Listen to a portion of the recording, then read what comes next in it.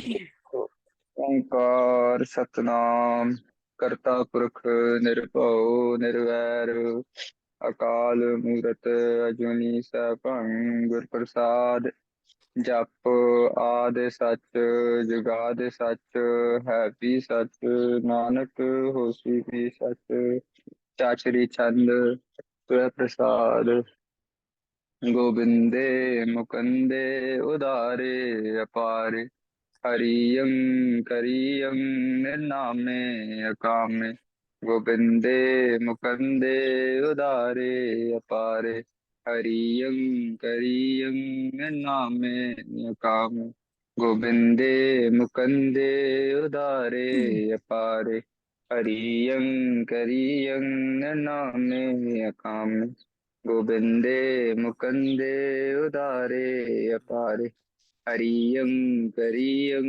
नामे कामे गोविंदे मुकुंदे उदारे अपारे हरियं करियं नामे कामे। हाँ जी महाराज। अथ वैराग शतक सटीक दोहरा। दुर्द बदन दुर्जन दलन मदन कदन शिवनंद। एक रदन सुख एक रदन सुख सदन के पद पद्म प्रीत बंद। हाँ जी। अथ वैराग शतक अथ अब शुरू हो रही है। अथ मंगलाचरण भी हो गया शुरुआती। यहाँ से वैराग शतक शुरुआत कर रहे हैं दोहरा। दुरद बदन दुरद हो गया दो रद दंड दुरद बदन दो दंद वाला जो जिसके शरीर कह लो दो दांत दो प्रकार के दांत होते हैं। दिखाने वाले दांत और एक अंदर के दांत खाने वाले। तो दो प्रकार के जिसके दांत है मतलब हाथी। तो जिनका हाथी के जैसा बदन का इधर अर्थ हम लेंगे मुख। तो हाथी के जैसा मुख जिनका है बा गणेश जी महाराज। दुर्जन दलन दुर्जनों को दलन करने वाले दुर्जनों का विनाश करने वाले। मदन कदन मदन है अपने कामदेव जी महाराज। कामदेव को खत्म खत्म जिन्होंने कर दिया कदन कर दिया मार दिया। ऐसे शिव जी महाराज के नंद बेटे पुत्र। तो शिव अपने गणेश जी महाराज जिनकी मुख जो है हाथी के जैसा है। अब गणेश जी महाराज का मुख हाथी के जैसा हुआ। पहले नहीं था जब इनको माता पार्वती ने प्रकट किया बना। तो उस समय तो ये एक इंसान जैसा ही मुख था। पर इनको माता पार्वती ने बोला कि भाई तुम बाहर पहरेदारी करो। मैं स्नान करने जा रही हूँ। तो ये पहरेदारी कर रहे थे। शिव जी महाराज आए। तो इन्होंने शिव जी को रोक लिया कि आप अंदर नहीं जा सकते। मेरी माता भी अंदर स्नान कर रही है। जब तक वो नहीं आती आप अंदर नहीं जा सकते। अब शिव जी ने बोला भाई मैं तो पति हूँ मैं तो जाऊंगा। तो इन्होंने रोक लिया। इनके बार बार रोकने से शिव जी को आ गया क्रोध। शिव जी ने त्रिशूल लिया इनका गला काट दिया। और जब पार्वती माता बाहर आई उन्होंने देखा भाई इनका पुत्र गिरा पड़ा है। गर्दन उनकी कटी हुई है। तो उन्हें बड़ा वैराग गया। उन्होंने कह दिया भाई आप जब तक इसको वापस से जीवित नहीं करते मैं चली फिर।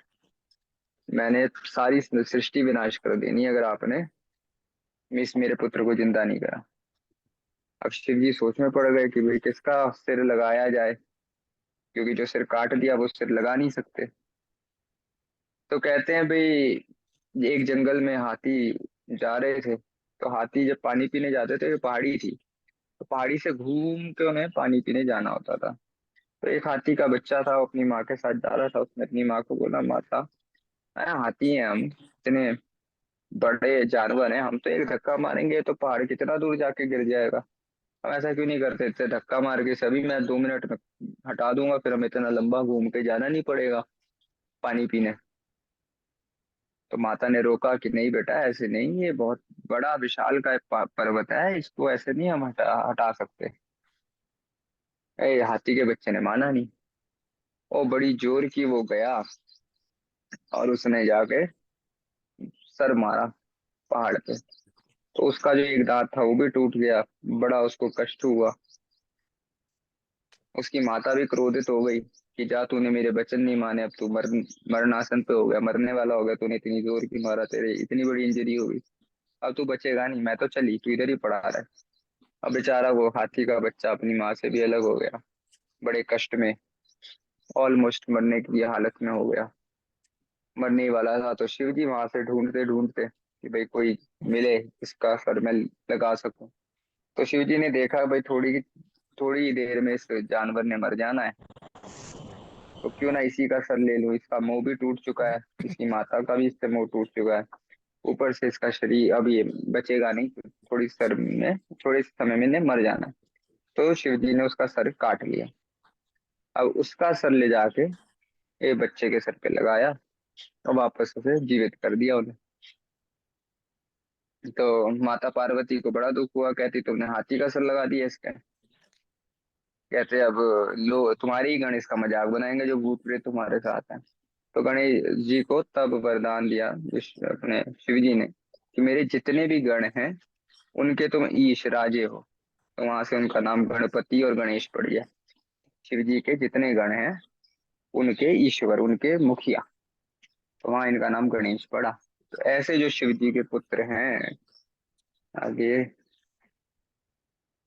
एक रदन, एक रदन हो गया, एक दंड है जिनका, जैसे भी कथा आई भी, उन्होंने पहाड़ पे मत्था मारा तो एक दांत टूट गया, एक दांत रह गया, तो एक दंताए कहते हैं ना। तो एक दंत, दंड वाले, सुख सदन, सुखों का सदन, सुख का घर, जो हर प्रकार का सुख प्रदान करने वाले श्री गणेश जी महाराज हैं।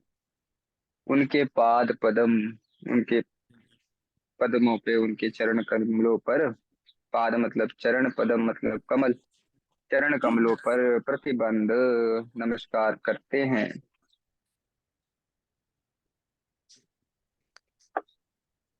सवैया जह शेष की सेज पे सैन कियो, पद कोमल को मलती कमलाही। हाँ जी। कर मैं दर जी। चक्र हाँ जी सरोज महाराज। गदा, पृगपाद जय सेज की, जय सेज की सेज पे सैन की, ये दोनों सेज की सेज, आग रूपी जिनकी है, जिनका बिस्तर है शेष नाग की, उस पे वो जो शयन कर रहे हैं, जो विश्राम कर रहे हैं। पद कोमला ही, कोमल कोमल जिनके चरणों को कमल कमल लक्ष्मी जी मिल रही हैं, उनकी सेवा कर रही हैं उन चरणों की।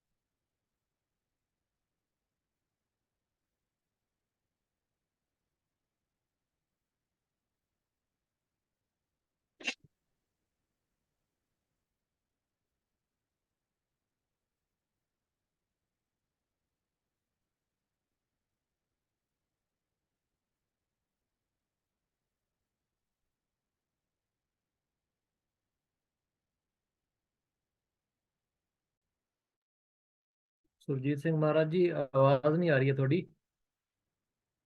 मैं भी लॉग ऑफ करके फिर लॉग इन करके देखियो। ਬਾਬਾ ਜੀ ਉਹ ਕਹਿੰਦੇ ਅਨਮਿਊਟ ਕਰ ਦਿਓ ਉਹਨਾਂ ਨੂੰ।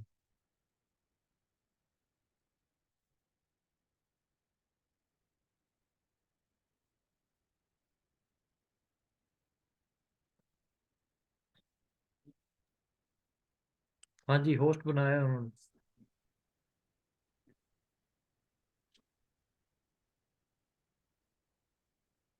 ਸੁਰਜੀਤ ਸਿੰਘ ਜੀ, ਤੁਸੀਂ ਹੋਸਟ ਬਣ ਗਏ ਹੋ। ਹਾਂਜੀ। ਉਹਨਾਂ ਨੂੰ ਹੋਸਟ ਬਣਾਤਾ ਤੇ ਉਹ ਸਕਰੀਨ ਸ਼ੇਅਰ ਕਰਕੇ ਬੋਲ ਸਕਦੇ ਆ।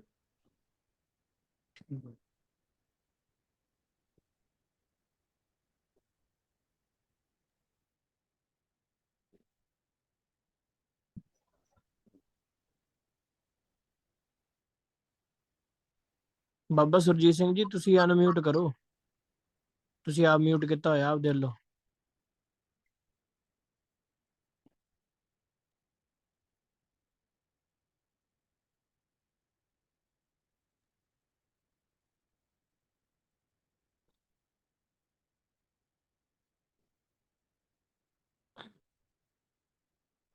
हो नहीं रहा।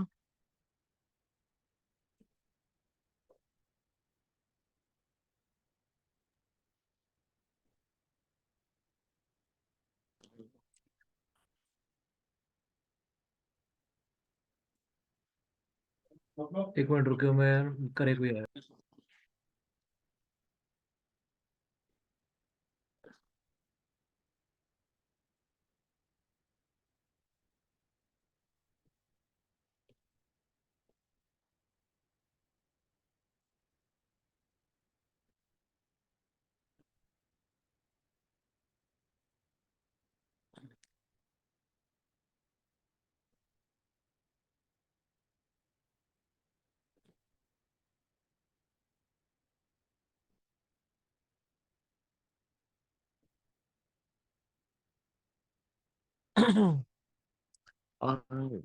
Unmuted as well।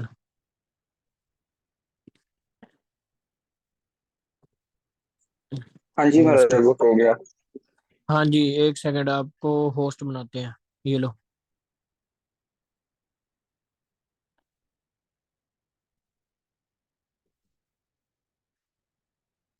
अरे यार आप फिर म्यूट हो गए। अनम्यूट तो हो। हाँ जी महाराज जी। अब हाँ जी पता हाँ नहीं। जी।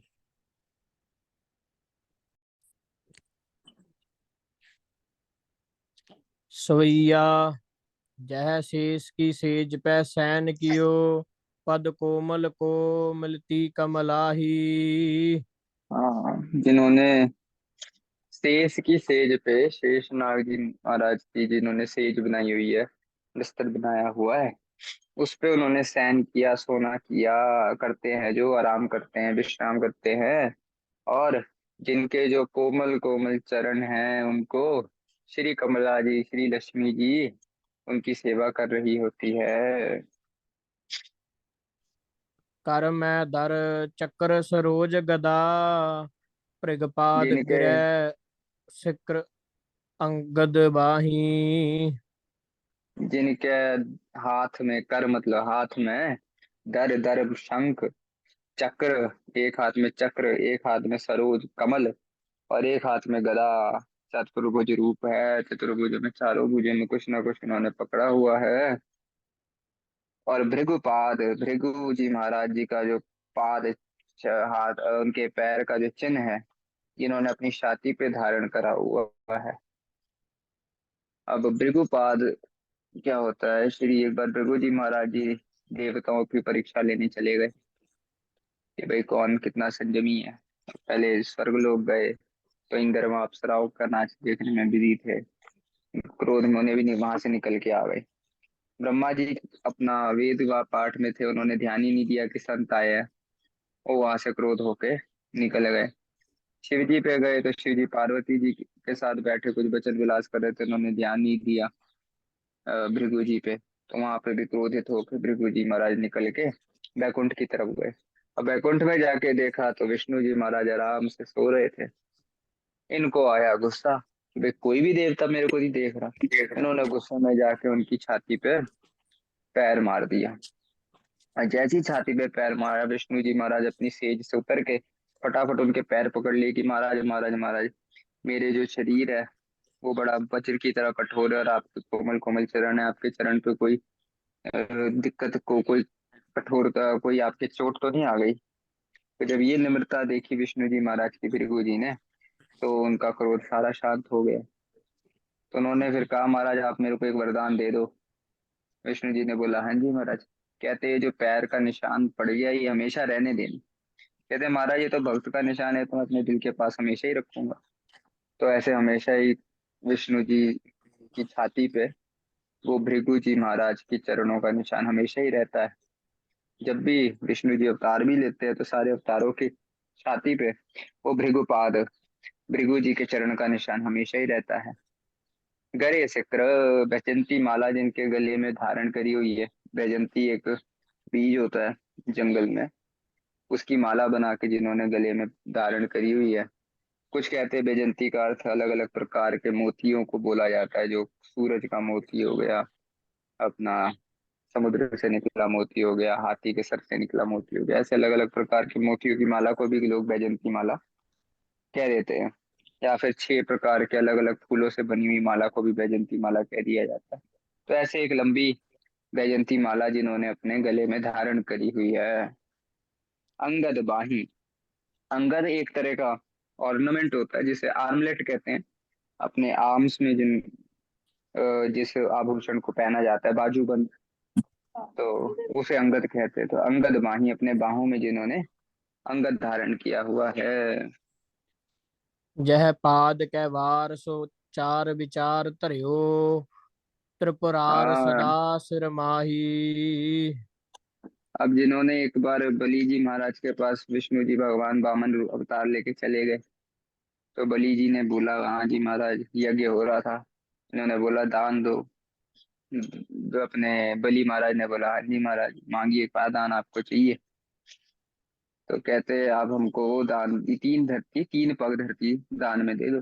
कहते महाराज आप तो मेरा अपमान करने लगे, इतने छोटे से आप हो, मौनी के रूप में गए थे, इतने छोटे से आप हो, आपके लिए 3 पग भूमि कितनी होगी, आप मेरे को बोलो मैं उससे ज्यादा भूमि दे देता हूँ। कहते नहीं महाराज हम संतोषी ब्राह्मण हैं, हम 3 पद भूमि लेंगे। कहते ठीक है महाराज आप ले लो। तो उन्होंने जैसी ये संकल्प किया कि भाई मैं इन ब्राह्मण को 3 पग भूमि देता हूँ, इन्होंने अपना शरीर ही विस्तार कर लिया, बड़ा कर लिया, बढ़ा लिया।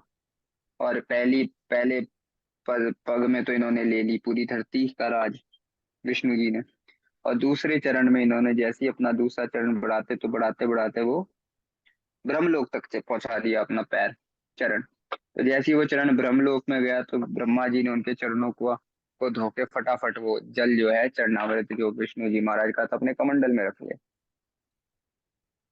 तो वो जो हाथ जो कमंडल में जल रखा था, तो आगे भर अपने भागीरथ जी ने जब ब्रह्मा जी की तपस्या करी तो कमंडल का जल मांगा, कि वो गंगा थी, कि भाई महाराज वो गंगा को आप अब धरती पे भेजिए। तो उस धरती पे जब भेजना था गंगा को, तो ये जानकर शिव जी ने कि भाई विष्णु जी महाराज, क्योंकि शिव जी के तो इष्ट विष्णु जी हैं, कि भाई ये मेरे इष्ट के चरण को धोया हुआ चरणामृत है। उन्होंने कहा भाई ये मेरे शीश पे धारण होगी पहला। और उस समय ऐसा वो भी बन गया था खेड कि शिव जी को धारण करनी थी। तो ऐसे जो इन्होंने जिनके चरण से निकले हुए उस चरण के जल को चरण उनके चरणामृत को त्रिपुरार क्या त्रिपुर नामक जो दैत्य है उसके आरी, उसके दुश्मन, उसको मारने वाले त्रिपुरार शिव जी महाराज, वो हमेशा अपने सिर में, अपनी जटाओं में जिनके जल को धारण करके रखते हैं, गंगा को धारण करके रखते हैं। हाँ जी महाराज। अस रूप जिसै और भीतर है, भव भा भव भीतर है कछ ता और नाही। हाँ, ऐसा रूप जिसके पूर्व, जिसके हृदय के भीतर विराजमान है, जिसने ऐसे स्वरूप वाले इष्ट को, सरगुण उपासना की बात है, अपने कवि हरदयाल जी के इष्ट भी विष्णु जी महाराज हैं। तो अपने इष्ट की बात करने भी, ऐसे सुंदर स्वरूप को जिसने अपने हृदय के भीतर बसा के रखा है, चतुर्भुजी रूप है, हाथ में शंख चक्र गदा पद्म धारण किया हुआ है, भृगु जी का चिन्ह जिनके छाती पे विराजमान है, गले में बैजंती माला पहनी हुई है, अपने बाजुओं में बाजूबंद बंधा हुआ है, चरण से जो पवित्र पानी निकल रहा है उसको शिव जी अपने सिर पे धारण कर रहे हैं। तो ऐसे रूप का ध्यान जो करता है, जो अपने हृदय में विराज के रखता है ऐसे स्वरूप को, तो जम का भवभीत रहे कछुताउर नहीं। भवभीत, जो इस संसार का जो भय है, जन्म मरण का जो भय है, वो उसके अंदर कछु भी उसके हृदय में नहीं रह सकता, वो बाहर चला जाता है जिसने ऐसे पावन पवित्र स्वरूप को अपने हृदय में धारण कर रखा है परमात्मा के। क्योंकि जब ये स्वरूप आ गया तो भय भाग गया। हाँ जी महाराज।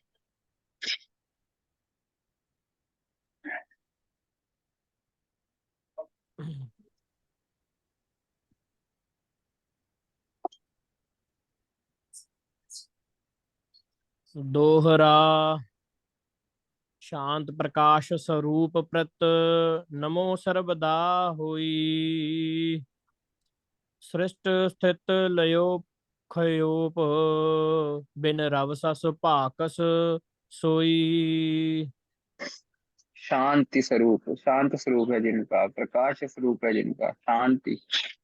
शांति मतलब तीनों चीजें, सृष्टि, स्थिति और लय, तीनों ही जिसमें नहीं होती। शांति का नीचे कर दिया उन्होंने अर्थ, स्थिति स्थिति लय क्षोभ बिन, तीनों चीजें जिसमें नहीं है वो शांत है, हलचल नहीं है जिसमें। अब ये निर्गुण स्वरूप की का मंगल हो रहा है कि भाई जिसमें तीनों ही चीजें नहीं है, ना तो कुछ उत्पन्न हो रहा है, उत्पन्न होने की भी हलचल नहीं है, स्थित होने की भी हलचल नहीं है, और समाप्त होने की भी हलचल, प्रलय होने की भी हलचल नहीं है जिसमें, वो ऐसा शांत स्वरूप है। और प्रकाश स्वरूप है। प्रकाश स्वरूप कैसे? भाई सबको प्रकाश, जो प्रकाश स्वरूप है वो सबका प्रकाशक हो गया, प्रकाश ही तो सबका प्रकाशक है।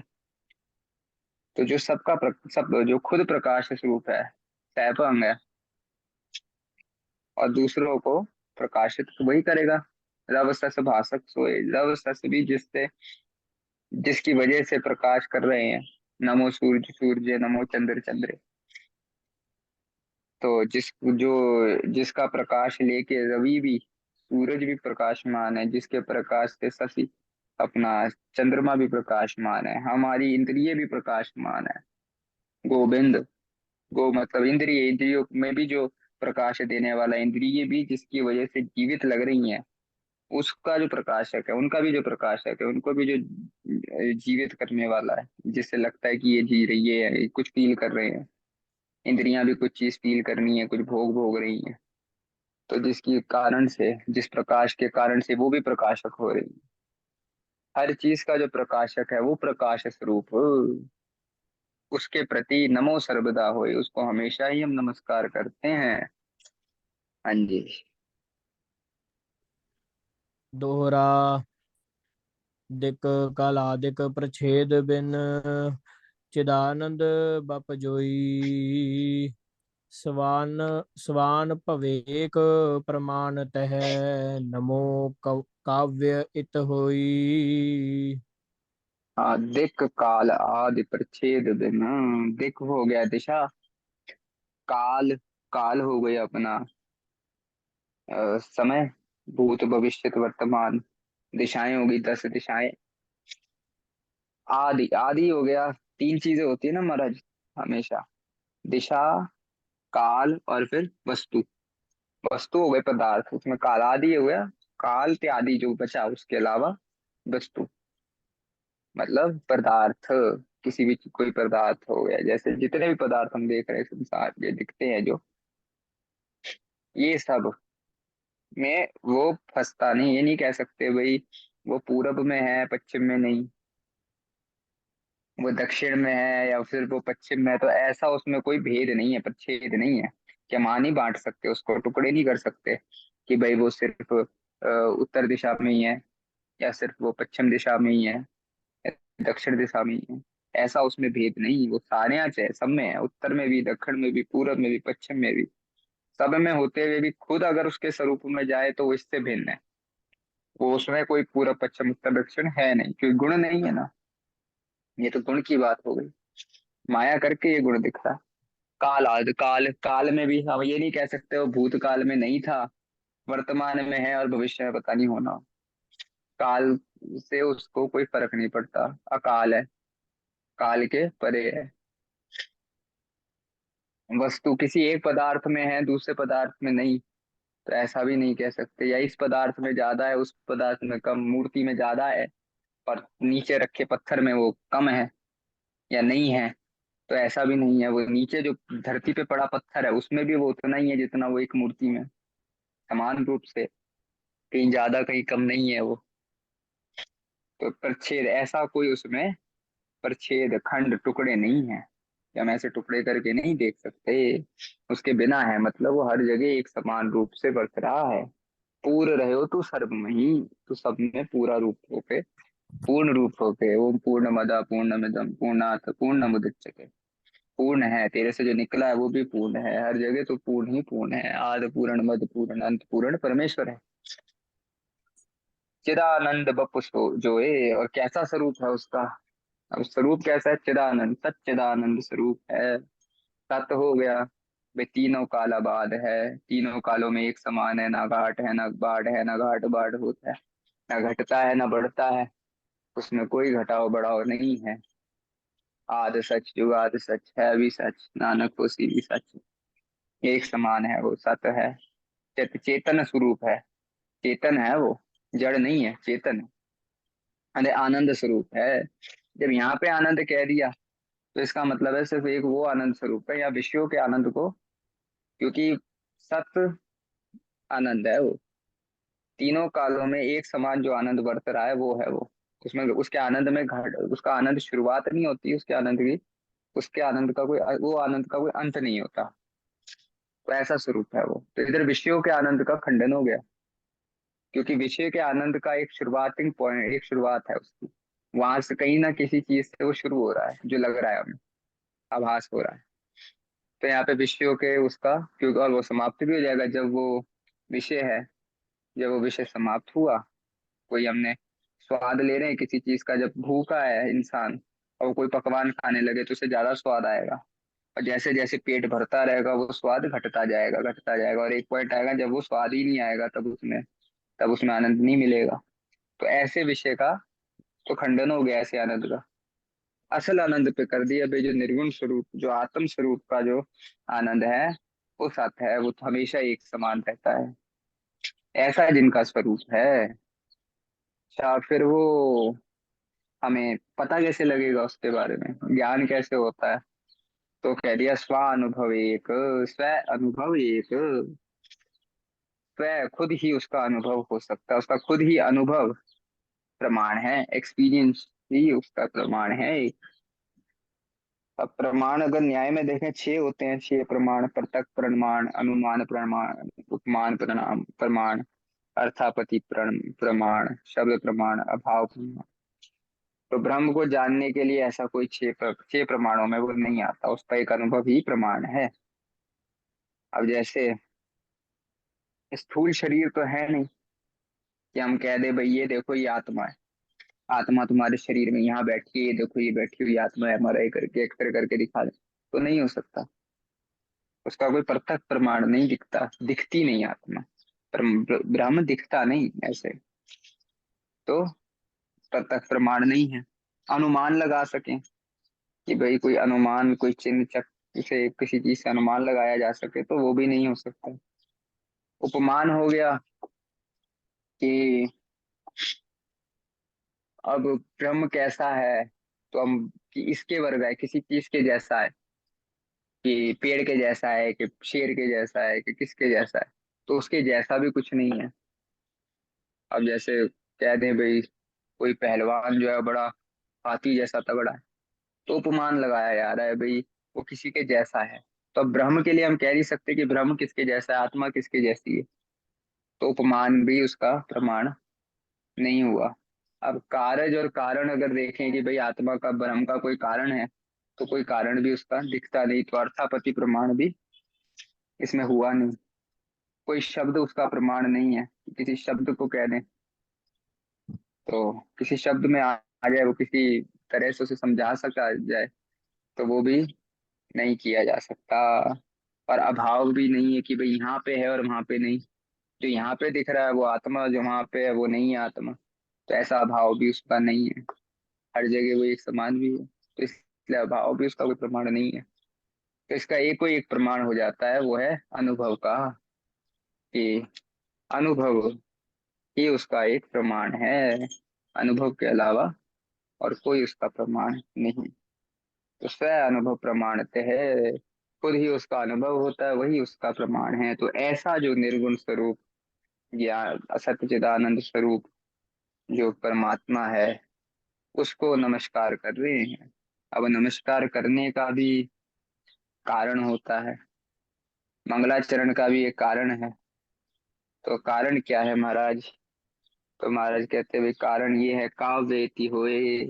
ये जो मैं अब काव्य लिखने लगा हूँ, वैराग शतक को भाषा में मैं काव्य करने लगा हूँ, काव्य के रूप में लिखने लगा हूँ, तो मैं नमस्कार इस करके कर रहा हूँ कि हे परमात्मा सच्चिदानंद स्वरूप, आप कृपा हो, आपकी कृपा हो तो ये इति होए, इसकी समाप्ति मंगल पूर्वक होए, निर्विघ्न इसकी समाप्ति होए। तो इसलिए मैं आपको नमस्कार कर रहा हूँ। हाँ जी।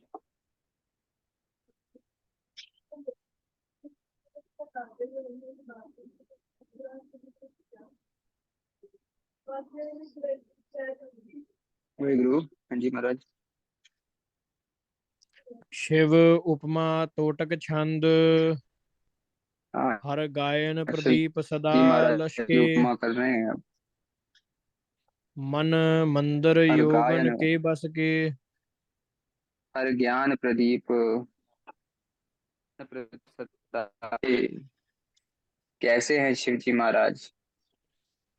वो बता रहे हैं भाई ज्ञान प्रदीप एक ज्योति के समान है, एक ज्योति के समान है, दीपक के समान है। प्रदीप हो गया, दीपक के समान है। कैसा दीपक है? ज्ञान का दीपक, जो सदा ही लश्करा है। ऐसा नहीं है कि अभी प्रकाश दे रहा हो, हमेशा ही वो प्रकाश दे रहा है। तो ऐसा जो हमेशा प्रकाश करने वाला ज्ञान का दीपक है, ऐसा उनका स्वरूप है। मन मंदर योग इनके बस के। अब ये दीपक जल कहाँ रहा है महाराज? दीपक कहीं जलता है? किसी जगह पे ही जलता है, तो कहाँ जल रहा है? योगियों के मन के मंदिर में ये दीपक जल रहा है। योगी कौन है? जो जुड़ चुका है, जिसने अपने आत्म स्वरूप को पहचान लिया है। सावित्री का मंगल आता ना, श्रीपद प्रथम नमामि मम योगी हृदय निवास। जो योगी के हृदयों में निवास कर रहे हैं, योगी के हृदय में कैसे क्यों निवास कर रहे हैं भाई? क्योंकि योगी ने पहचान लिया है, तो उसके हृदय में प्रकट रूप में निवास कर रहे हैं। अब यही ज्ञान प्रदीप, यही आत्म स्वरूप तो जो भोगी है उसके हृदय में भी है। तो सारकुतावली में इस चीज को बोलते हैं वो भाई, भोगी हृदय उदास, जो भोगी के हृदय में भी निवास कर रहा है, पर वहां उदास रूप में निवास कर रहा है, वहां पे वो प्रगट नहीं है। प्रगट किसके पास है? जो जुड़ चुका है, उसको अपने आत्म स्वरूप का ज्ञान हो गया। जो नहीं जुड़ा उसे नहीं हुआ। सब में वो एक समान बरत रहा है। इसका मतलब ये नहीं कि योगियों के हृदय में वास है तो भोगियों के हृदय में नहीं होगा, उनके भी है, पर उनके में गुप्त रूप में है, प्रगट नहीं हुआ। तो योग योग में प्रगट होके जल रहे हैं, तो दर्शन हो रहे हैं। तो ऐसे जो शिव जी महाराज हैं, जो योगियों के हृदय में निवास कर रहे हैं ज्ञान की ज्योति बनकर। आगे। वह मोह उदय जो हृदय तिनके, तम हाँ, पंज वही तिन को हन के। बहु मोद उदय, बहु मोह उदय। पहले तो उनके हृदय में मोह था, काम क्रोध लोभ मोह था उनके हृदय में, उसी का वास था। तो अंधेरा था पहले। ऐसा नहीं योगियों के अब हमेशा से ही वास हो रहा है, जब तक जब योगी हुए तब हुआ ना वास। जब भोगी थे तब कैसे थे, तब तो मोह था अंदर, अंधेरा हो गया था, इस वजह से मोह का अंधेरा था। तम पुंज वही तिनको हन के। तो फिर वो जो तम था, वो जो अंधकार था, उस अंधकार को इस दीवे ने नाश कर दिया, नष्ट कर दिया। जब प्रकाश हुआ ना ज्ञान का, जब आत्मा का ज्ञान हो गया, तो फिर जो मोह काम क्रोध लोभ मोह जो थे, जो हृदय में अंधकार बना था, दीपक जला और अंधकार खत्म हो गया। तो ये अंधकार जो है, भयानक अंधेरा जो था, ये तब नष्ट हो गया इस रोशनी से। ज्ञान रूपी रोशनी जो शिव जी महाराज की प्रकट हुई। हाँ जी महाराज, आज इधर तक ही करते हैं। वाहिगुरु जी का खालसा, वाहिगुरु जी की फतेह।